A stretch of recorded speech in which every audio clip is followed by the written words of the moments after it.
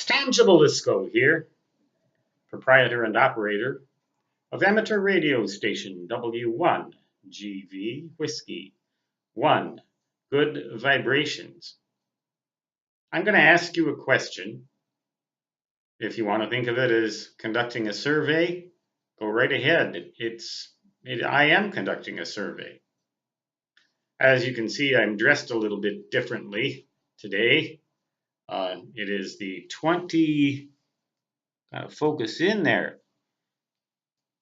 28th of September, 2018. Last night we had about 3 inches of snow here in the town of Lead, L-E-A-D, South Dakota, at an altitude of 5,280 feet, 1 mile, or 1.6 kilometers. In any case, we did have snow, but it did not stick to the pavement. September 28th, the beginning of winter in the black holes this year. Didn't have to shovel it, thank goodness. But we didn't have any lightning with that snowstorm. Sometimes, though, you do get thunder snow. You actually do get lightning when it snows. But lightning is the issue here.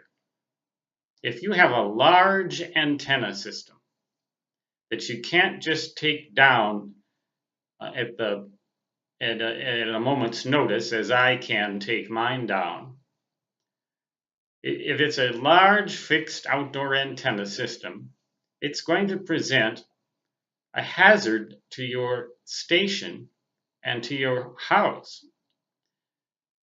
Should there be thunderstorm activity in your area, because even if lightning doesn't directly strike your antenna, it can set up large currents in your antenna and feed line, which can cause damage to your equipment and, in the worst case, fire in your house. And in the case of a direct hit, you probably will have your antenna system pretty much, quote, fried, unquote, along with the possibility of having your home barbecued. If you want to put that in quotes, you can do that too, but it's a little more literal.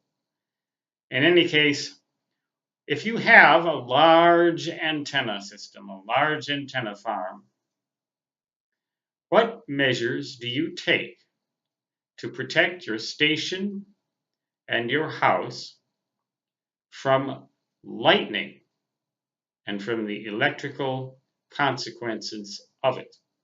Because you can't just take the antenna down.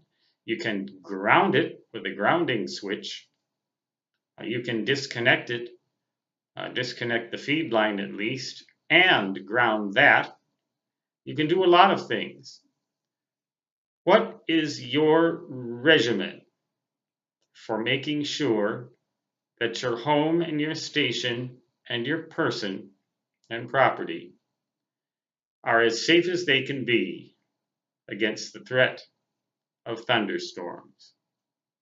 And this applies, of course, particularly if you live in a thunderstorm-prone area of the country, such as the southern United States, the Southeast in particular, and also in the Dakotas and Minnesota in the summertime.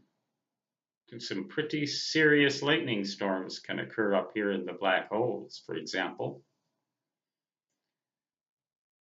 Comments are open, and this video is closed.